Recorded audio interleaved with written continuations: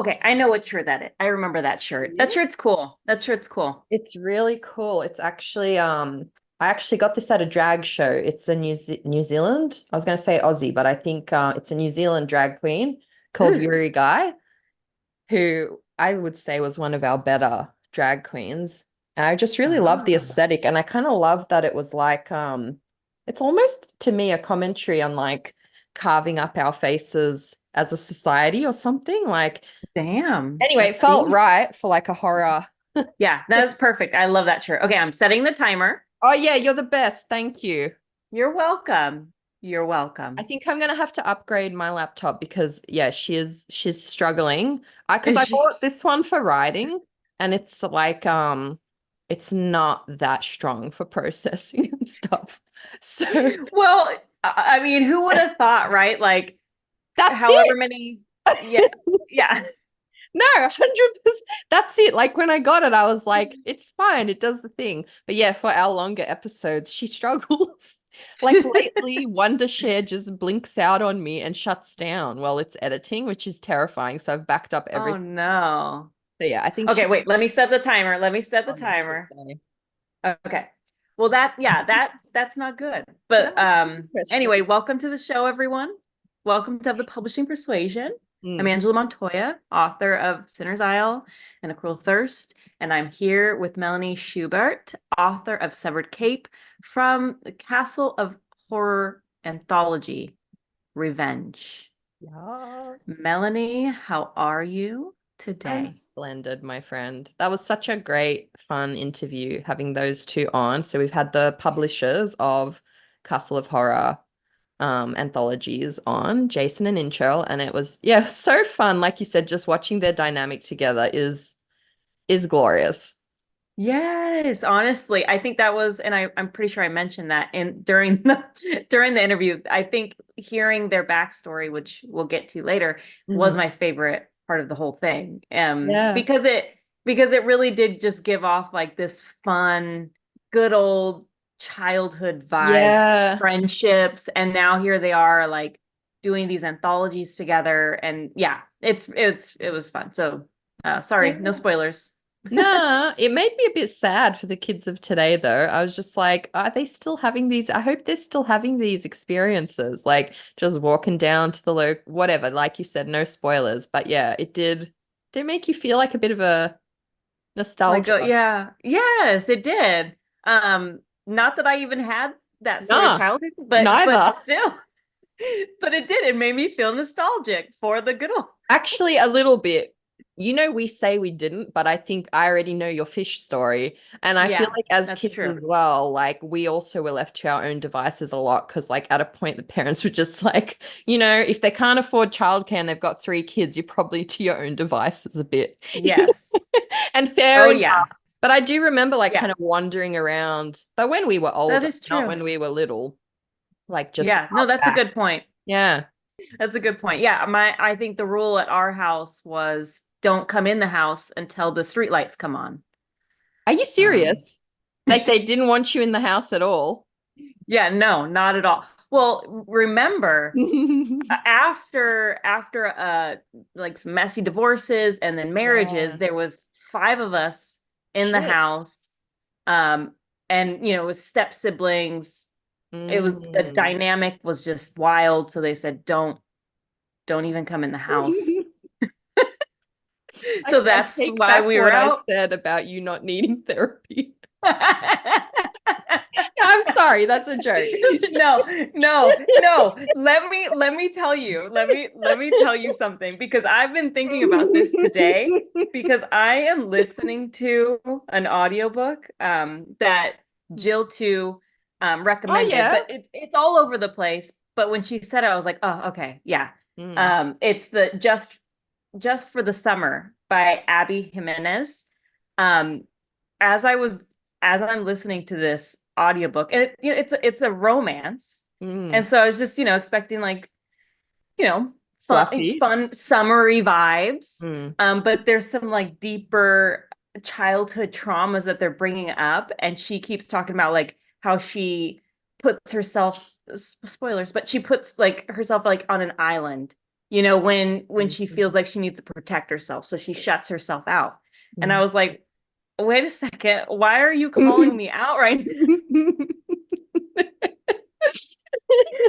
I was Oh, about to cuss out Jill too, because I was like, why am I being called out in this book? Why is this yes. so me? So But it's kind maybe of I do. cool that that book found you now because like isn't it weird how sometimes you find a book and you're reading it and it like you're just at the right moment to receive it? You know, maybe if you read that Ooh. like 10 years ago, you might not have even clocked that theme or felt it resonate like Oh, with damn. you. But like, yeah, I think that's such a cool thing about books. And I think we like maybe look for those things. Maybe it's because we look for that so often as well. Like, I bet you've had that now a bunch where people will be like, oh, I love how you did this and this in this book. I felt so seen. And you're like, well, I didn't mean to, but I'm so glad. Heck yeah. Yeah. Heck yeah. Yeah. Books are magic. Are you reading anything lately? I know you're, you know, in your draft war. Yeah, well, speaking of Jill too, I'm reading her amazing book. I've just been so slow because, like, Oh I yeah. stupidly started reading three books at once. I don't know what the fuck I was thinking.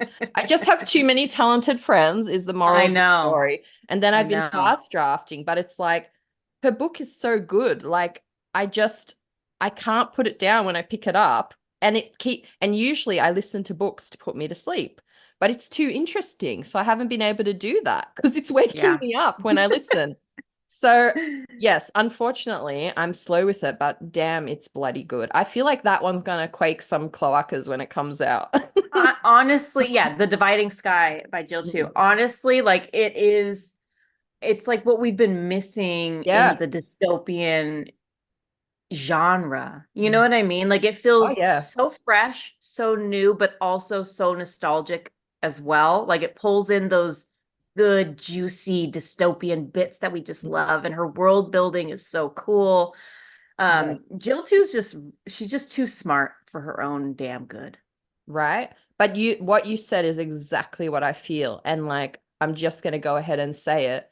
It it is like 100% it's what we've been missing. I feel like if there was the movie version of it, I would binge Hunger Games, Divergent, and then The Dividing Sky.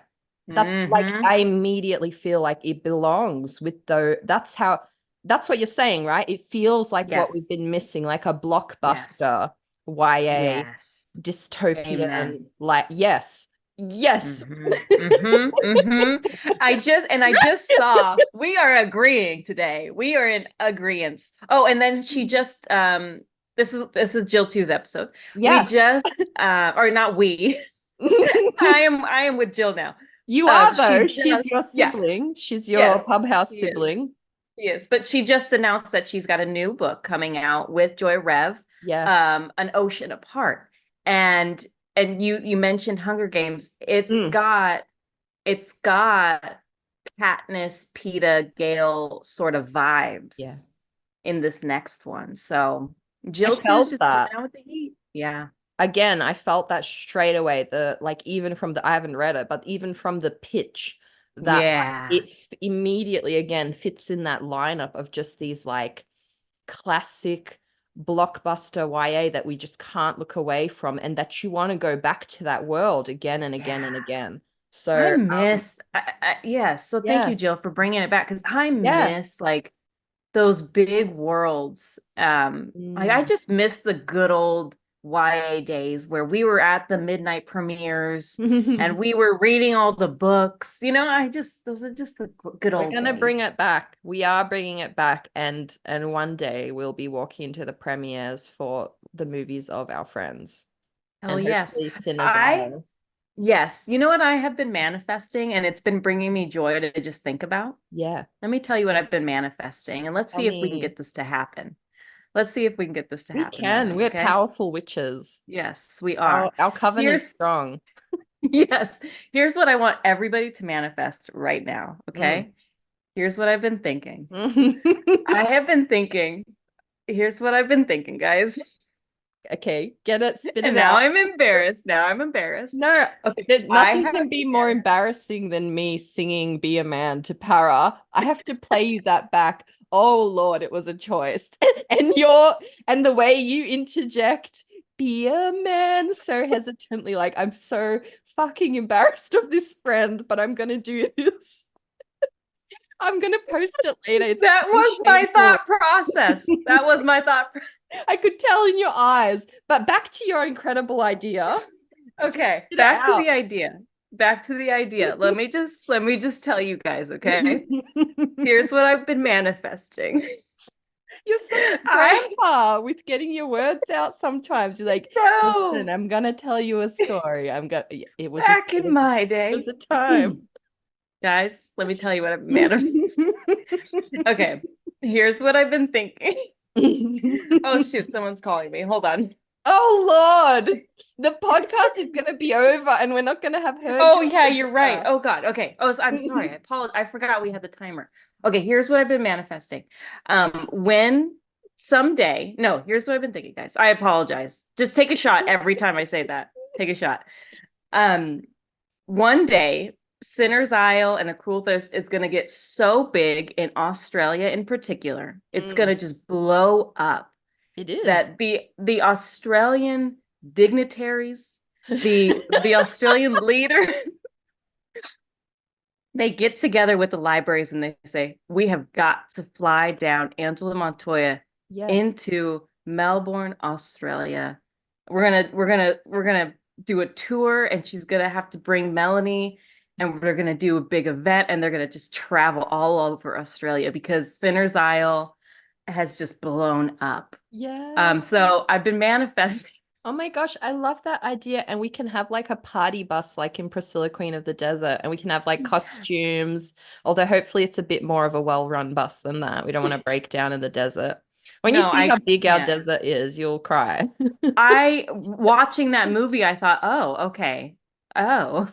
Yeah, The outback it's is fucking huge. scary. Just look at a map, and if you look at it in like Earth mode, you'll see just the very rim of Australia is green. And That's inside the crazy. middle, it's all just red desert, nothing. Oh. Oh. Well, just from the movie, just from Priscilla, Queen of the Desert, it felt like that. Like that, you would die, like a person would die Oh, in the outback, hands down. 100%. You could die in a day.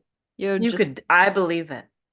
the desert Anyway, is not so to be trifled with. But I love no. that plan, and I don't even think it's a pipe dream. I just think in my head that's just happening one day.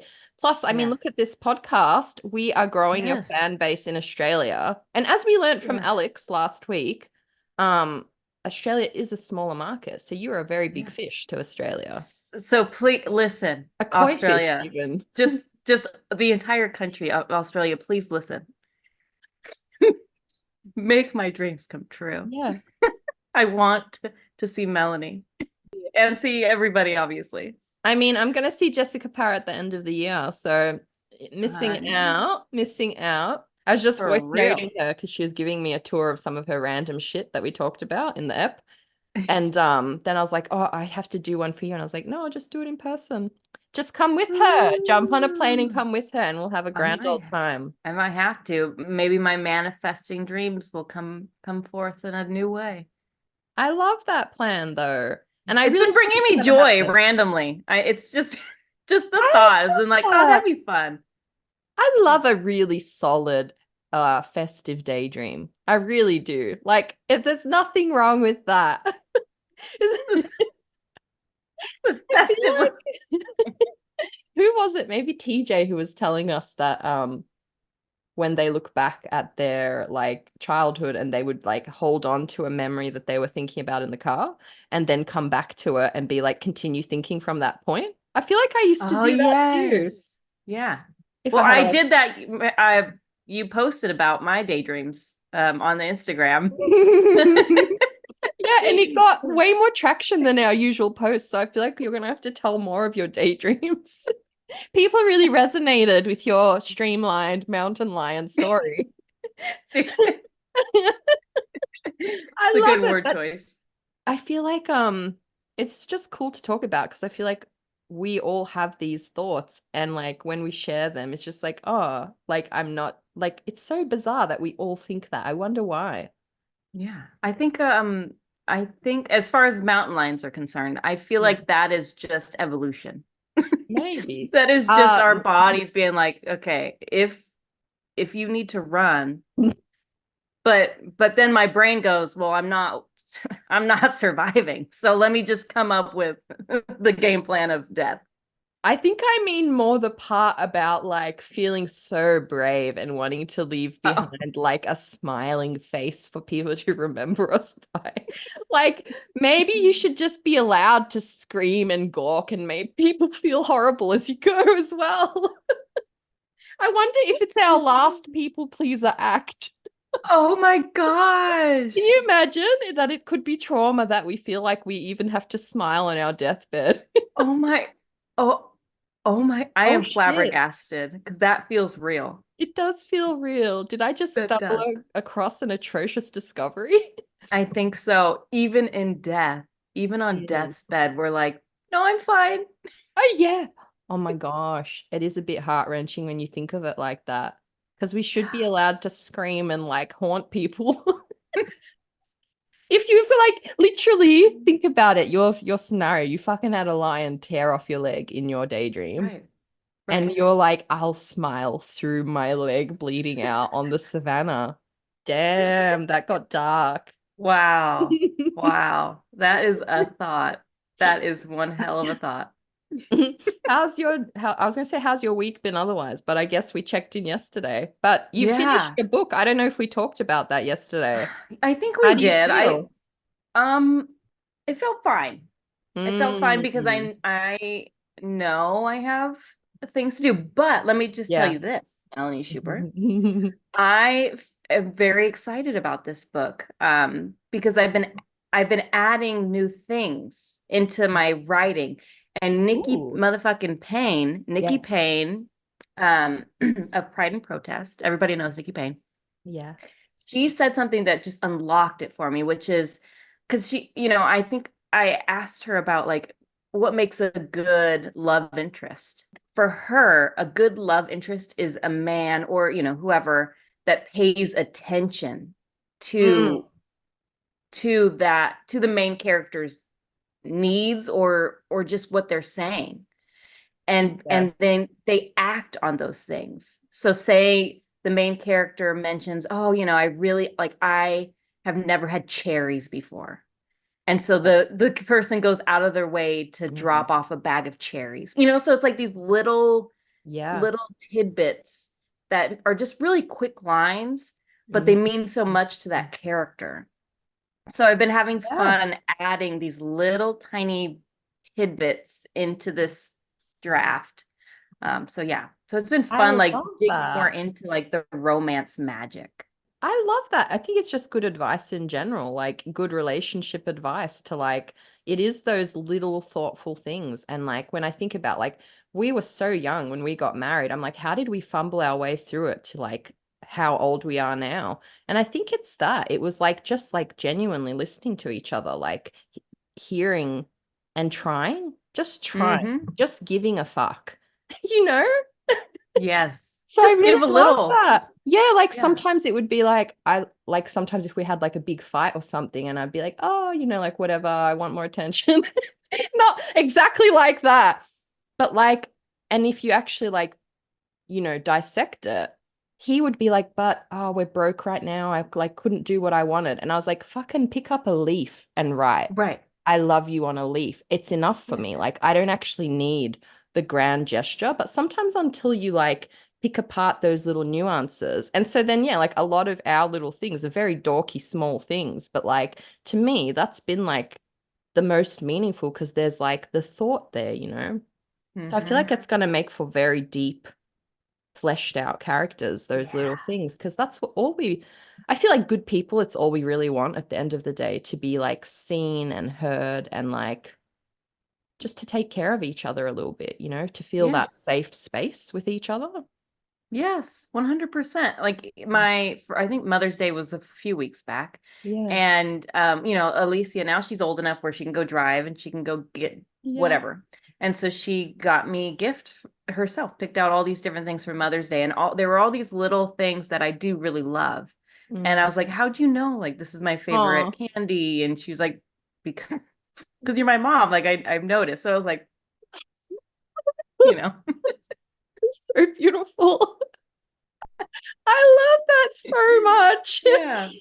Oh, but speaking of Nikki Payne, also has started her own podcast. I can't remember her Oh, co-host's name, but shit, I would let me listen to see. Nikki read the freaking back of a Oh, cereal box. Like, oh God, no she's kidding. so funny, insightful, quick-witted. Yes. I Let me cannot look it think up. of Oh, my enough phone's a little busy. words to say how much I love that woman. So, Unbound. Is it Unbound? Oh, yes, good job. Wow, Thank you were on it. Dang, when the brain works, it When works. the brain worked. It's Yeah, either it's either a supercomputer or a super melting mess. There's no in yeah, between. that feels real. That feels real. They Anyway, let's introduce these two glorious young men onto the were show. young men to me. Yeah, Yes, yes. young at First, heart. I will talk about Castlebridge Media is an independent publisher of predominantly genre books with particular interest in horror, science fiction, thriller, and fantasy. So that's the book. One of those, Castlebridge Media is Mm. from your anthology, is the publisher of your Yeah, anthology. Okay, you let me can just do take a deep breath.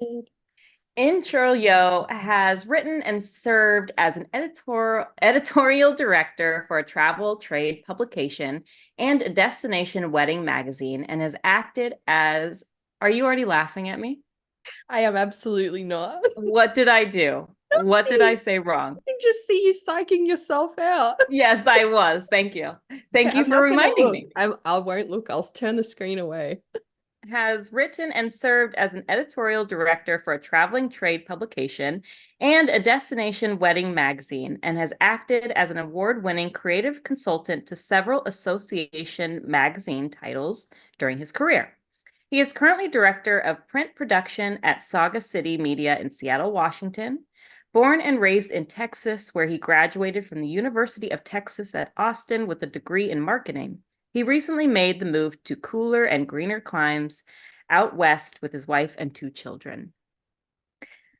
Let me just prepare.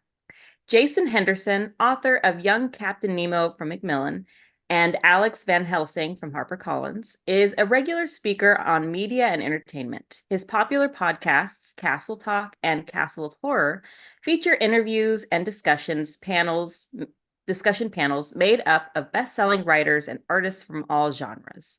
His young adult series, Alex Van Helsing, was named by the Texas Library Association to the 2011 Lone Star Reading List. He also writes for games and comics. Henderson lives in Colorado with his wife and two daughters. You can tell a daughter dad. You know what I And mean? you? I think Because they're so, like yeah. sweethearts, huh? Yeah. They've Yeah. been through the ringer, and so now they understand. You know what I That's why mean? they want severed cape. They're like, I think anyone look at my daughter, I will fuck you up. yeah. And they just understand how wonderful women Yeah. are. Young Yeah. women, old women, all of us. So I you love can that. tell. And they are wonderful too. So without further ado, here are these incredible horror publishers and long-time childhood friends, Jason and Intro. Hello. Hi. Hello. Can you hear me okay? Yes. Yes. Good. Excellent. Hi. Hello. Well, welcome. Hey guys.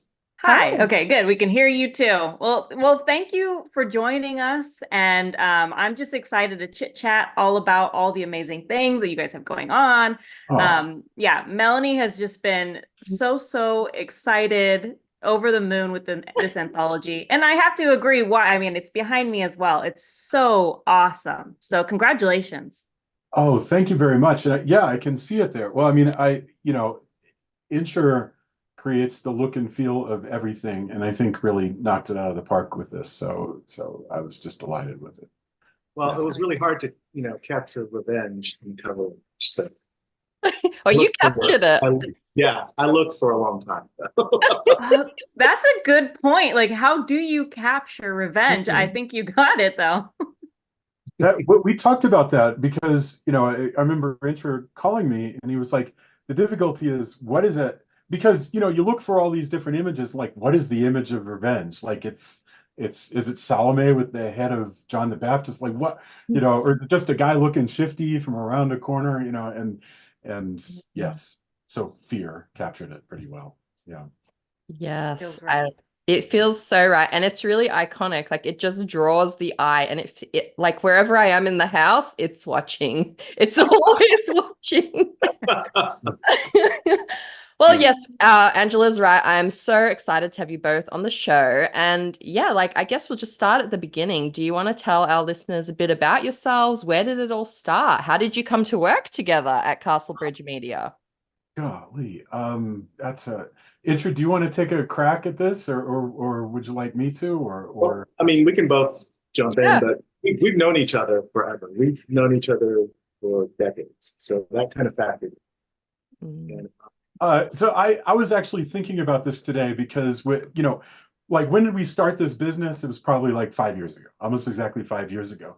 But I was just thinking today that when Intra and I knew one another originally, when we were growing up, and I'm talking about like 1984, okay?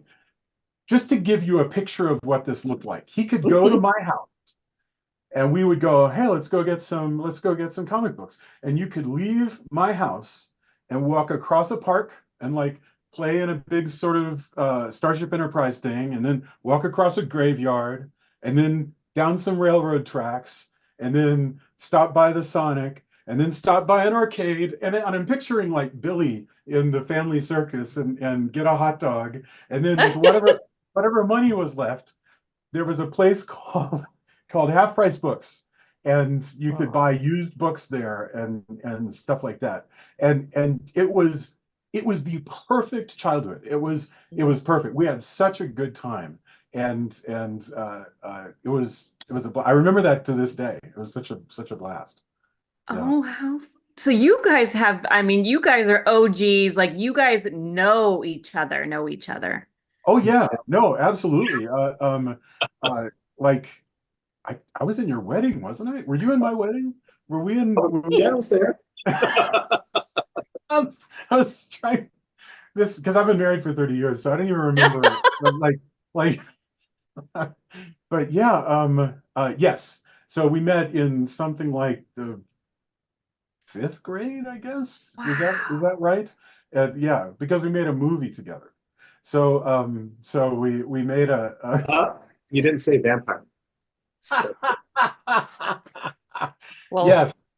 Yeah, it was not a good film. I don't think it was, you know, but we did it make was fantastic. I bet it was. I would watch it. I just watched Velocipasta, and it was so bad, but it reminded me of like making movies in high school, and I was like, actually some of that shit was good. Like, Yeah. come on. I Indie- just caught I think it was called Shark Exorcist 2. And what struck me about that is, first of all, the notion that there was not enough story for just Shark Exorcist 1, that you needed to have Shark Exorcist 2. And I Mhm. love it. it was definitely somebody's sort of garage experiment, which I was Oh man. impressed by. But I yeah. love those sort of things, like something you'd find on Tubi. Like we watched Yeah. a movie called Pot, not Pothead. I think he was Pot Man. And he was a villain and he just wore a pot on his head. And it was the dumbest thing, but we watched the entire movie, all like an hour and 45 minutes of just this man massacring people with the pot. Oh yeah. Okay. Yes. What I love about Tubi is they will recommend stuff that, like, you know, just really obscure things, and the more you watch, the more it recommends stuff that's just like it. So it's really wonderful. Hey, Intra, I was That's just thinking awesome. about this today. So tell me if this is right. Uh, when we would go comic book hunting, was that a liquor store? That place that we went to, that Southern Comfort, that's a liquor store, right? I mean, they had a liquor store, but it was a convenience It was I yeah. mean, it's convenient that it has liquor, right? Yeah. Maybe not when you're like 5, though. I don't know what age you were when you were going there, but 12 years old. So yeah. So Hey, yeah. one-stop shop. You can't go wrong. Right. Now, did you guys always lean to horror and this sort of like genre even growing up? Well, I mean, we loved comic books so there was also that. But yeah, totally. Because I remember renting the 1969 Dracula, the one by Jess Franco, Count Dracula, and watching that, and watching like American Werewolf in London was like a really big deal at the time. So yeah, we were super into horror stories. Inter got me Psycho 2 for my birthday when it came out. You know, just to nail down how long ago we knew one another. Psycho 2 was new. It was like 1983, I think, actually, when that came out. Yeah. I So love that so much. I love a long-lived friendship with all these memories. And it really does sound like, as an Australian, it really does sound like the quintessential American childhood that I've seen on TV with a bit of horror. Now, we loved. I have yeah, to know, being horror, I'm very excited for the answer to this question from both of you. What is the strangest thing each of you owns? that's a tough one. Inter, can you think of anything strange Well, that I picked something up at a yard sale.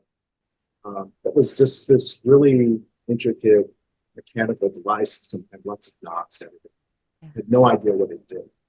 And then I had a neighbor who was a mechanical engineer, who did some sort of contracting with the Navy, and he told me this is a device where you hook it up to some electrodes and put it in the water and it shocks the fish.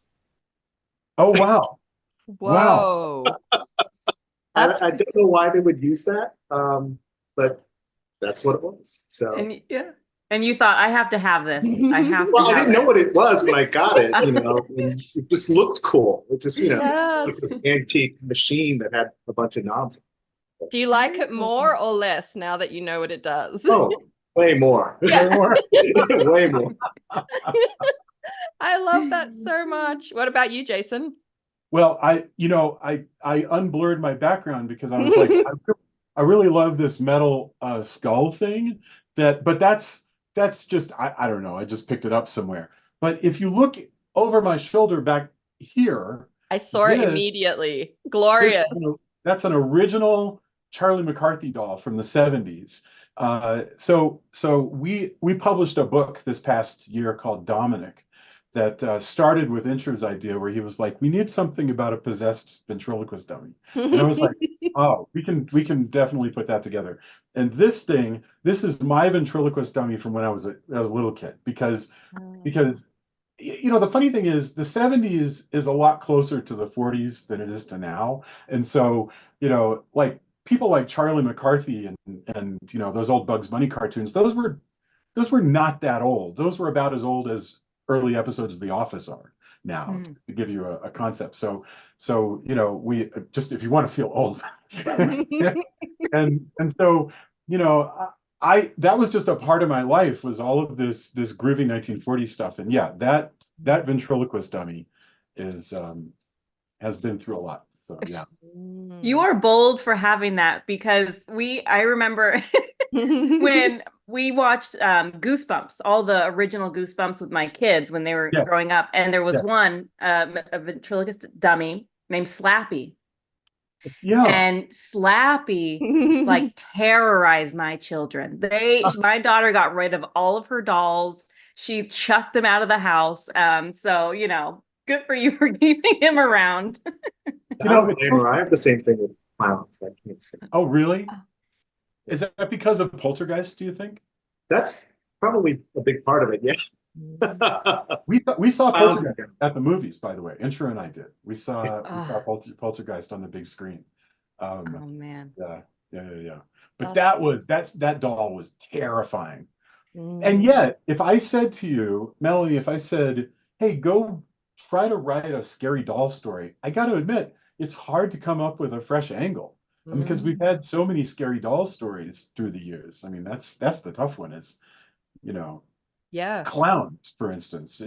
We do have a scary clown story in this collection, but it is tough to come up with something that hasn't already been done. I think this is why I'm quite fascinated, and now I'm jumping to the end, but it seems like the right place to bring it up, that I read somewhere that you both used to like go on these like hiking trails together. Again, I love the freedom of an early childhood. I'm just like, can't imagine parents just being like, yeah, okay, boys, go off on a hike in the woods alone. Like, you'll be absolutely. right. But Yeah. I feel I'm quite fascinated by this idea of just like taking something seemingly mundane and turning it into a horror story. So I kind of wanted to put you both on the spot. I don't know, Angela, maybe you can pick something for Jason and I can pick something for Inchel and just see if you can turn it into like a one-line pitch if we give you something super mundane. We could try. By the way, I think that was Incher's idea to back then to I say, love it. it sounds like just like you can make a sad ending or a scary ending out of anything, and I because didn't think you could do it, so I thought of the most uplifting, wonderful thing I could think of, and he Oh just my gosh. I love do you that. remember what it was? Do you remember what the story was? Yeah, it was some guy. He was running in a race, and he was just running, and he was in first place, and he was reaching the finish line. He could see it. He was going to win the race. And I think Jason said, do you remember what you said? I do actually, because we were walking, and by the way, it's over 100 degrees because this is central, and there's just the bleeding of like animals and insects and there's scrubby trees and it's just hot. But you walk. That's all you do. It's all you do. And I thought, and then I said, okay, all right. Billy, who sees the finish line, actually, unfortunately, is not blessed with a great deal of height and also has a congenitally fragile neck. And so when he hit the ribbon, it snapped his neck, and unfortunately, he could not be awarded the win because he was disqualified. But he got a second place trophy, which he was buried with, and because he was very short, it took up the rest of the column. And Glorious. yeah. Okay, Just, well, I'm not a cynic. I just want you to know, like, that's no, it's fine. I had the best horror idea the other day just when I was kneading some bread. I think maybe just as writers and like if we're like more horror inclined, you just come up with it. I mean, intrusive thoughts are the best place to start, right? yes. No, that's absolutely right. Yeah. And it feels like I mean, with that story in particular, like there's a little bit of humor to it, just a Yeah. little bit of like that, like, dark, macabre humor that just lures us in even more. And so, yeah, I was invested in the story. It was fun. Well, I mean, we both read all those like Alfred Hitchcock collection. You go to the you go to the library, and they would have Alfred Hitchcock, the movie director, would have these collections of short stories. I'm certain that Alfred Hitchcock himself had nothing to do with putting these collections together, but they were branded Alfred Hitchcock. And I would get those and read and Scary Stories to Tell in the Dark. I just loved all those collections. But Hitchcock always had ones with a little bit of humor to them. But you were going to challenge us. I'm sorry. I was Go going to ahead. challenge you. Okay, the first thing that came to my mind was just like a mother out hanging laundry of her children. Gosh. Well, the first place that I would, so she's wistful and she's happy that she's hanging laundry for her children. But it strikes me that what if the laundry was actually somehow lined with like rattlesnake eggs or something that would be white, so it would be invisible, so that then, as she puts something back on, she's essentially you fade out with her like leading into basically poison the family because she's introducing these rattlesnake eggs into the house. That's the Nice. first thing that pops into my head. What about But you, Inchel? I see you cooking away. You've got a different vision. Mine was you pan around her, and in the background, a bunch of grave sites for children. a bunch of what? Grave sites, like Oh yeah. Oh, that's It good. didn't- tombstones for all of the kids. Yeah. So the children are dead. Ah, That's right.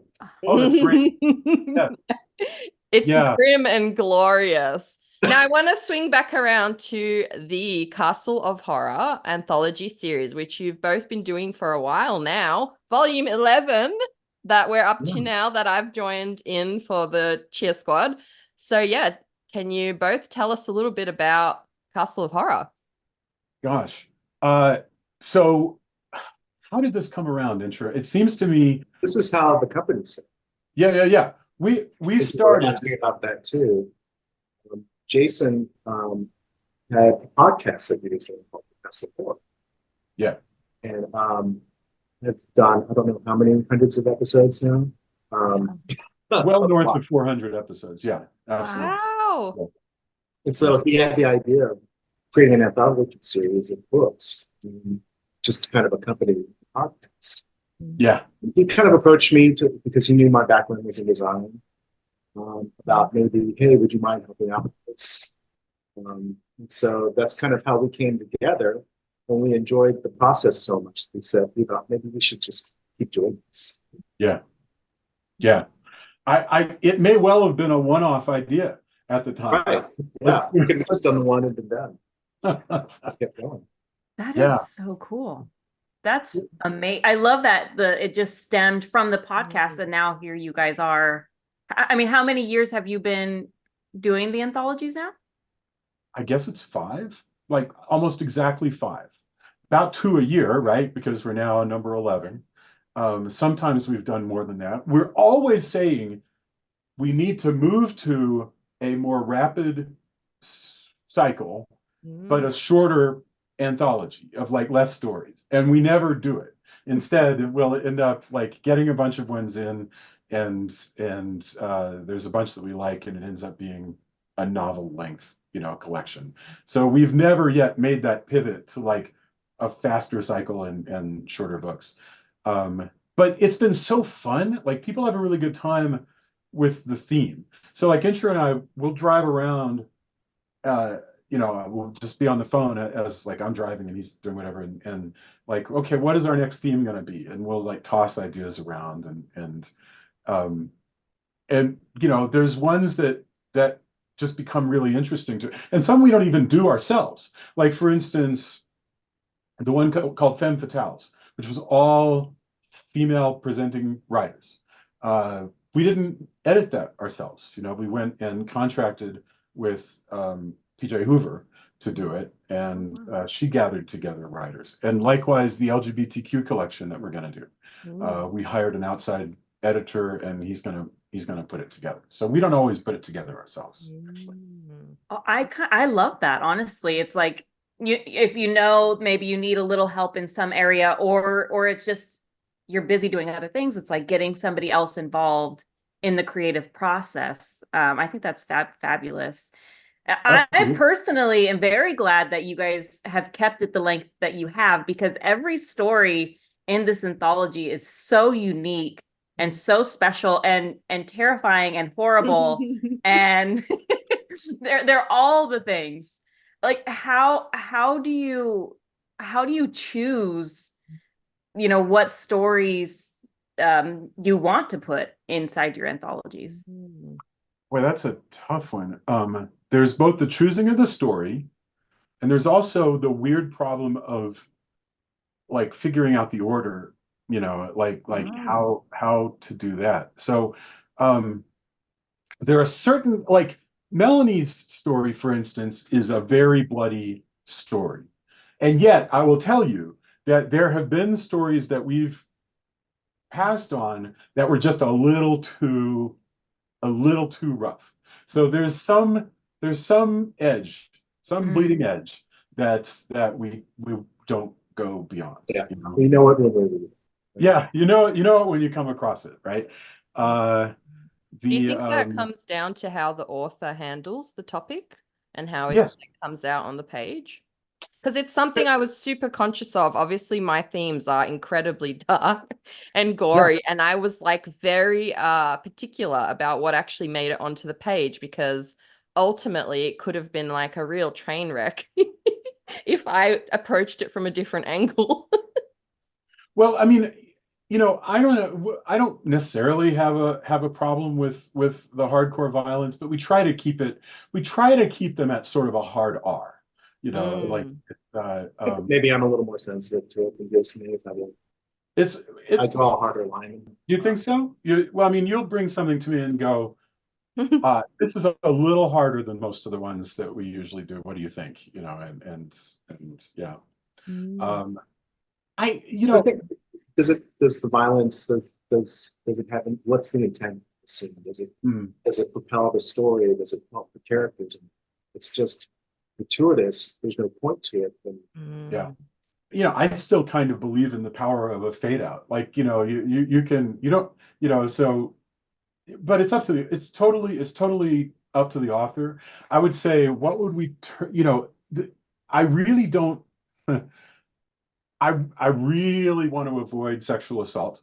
Uh, you know, but let's see, I don't want to involve anything with kids, but as far as graphic violence goes, try it and see, like, I'm not really a big fan of body horror. right. Some people are, but that doesn't really, it just kind of freaks me out. Yeah.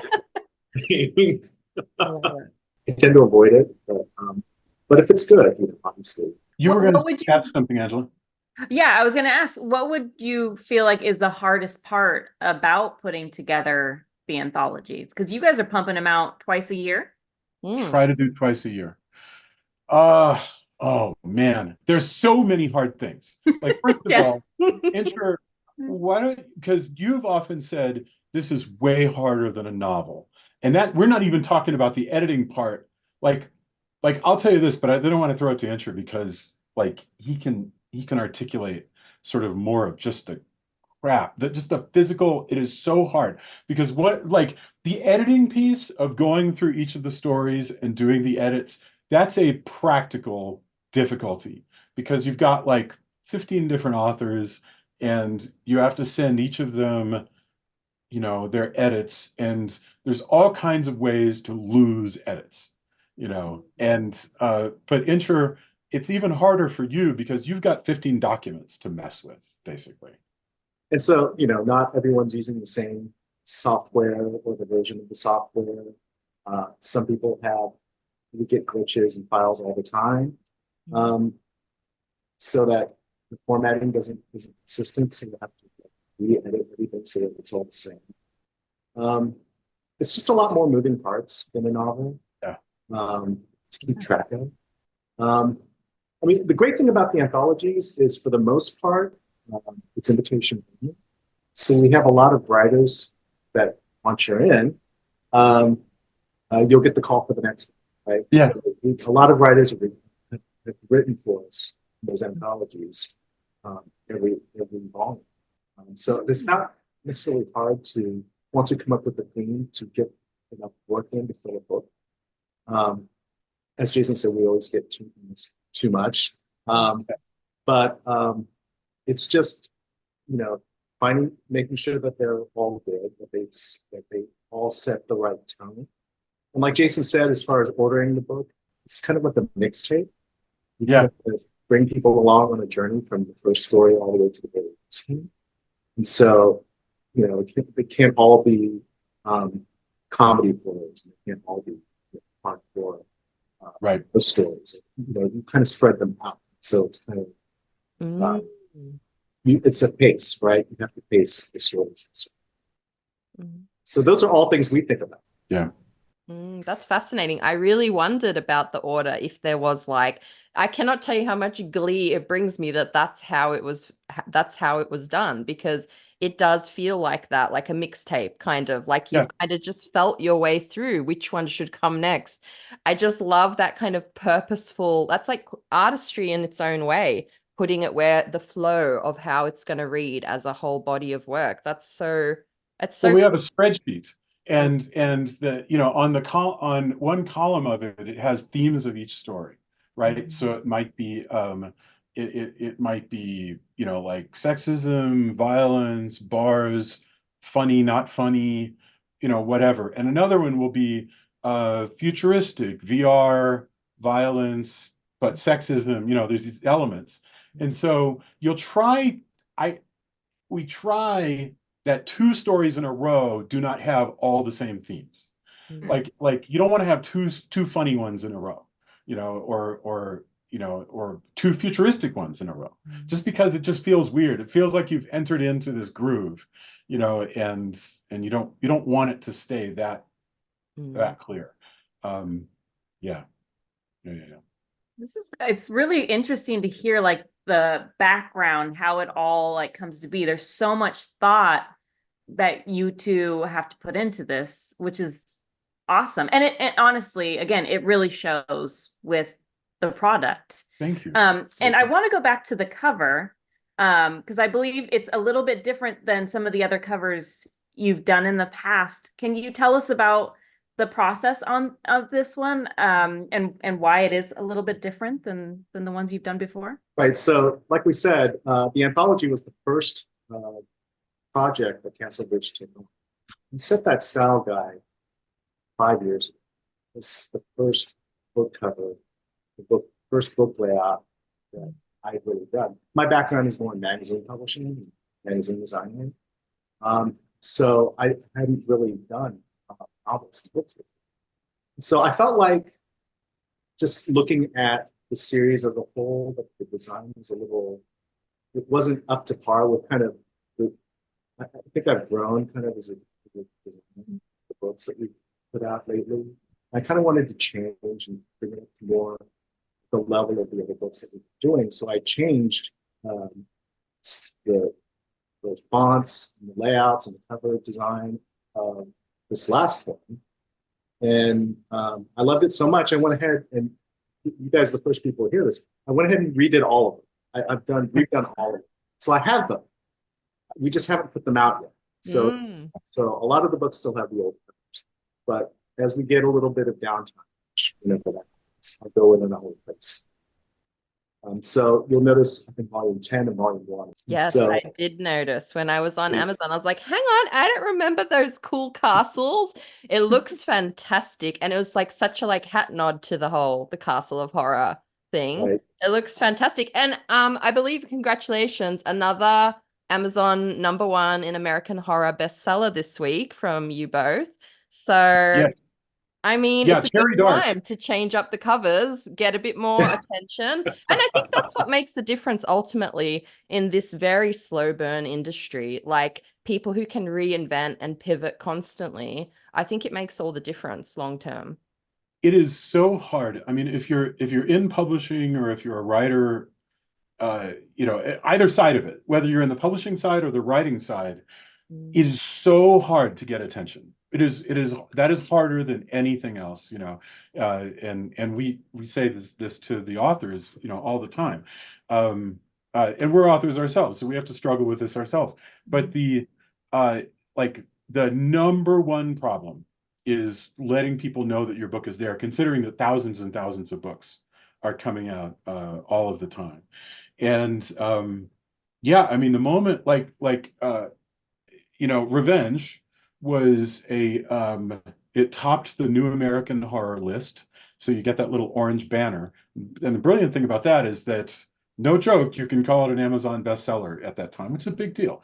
And then the Cherry Dark today did the same thing. And actually in paperback has stayed in the top 5 of the actual not just the new list, but the actual American Horror bestseller list.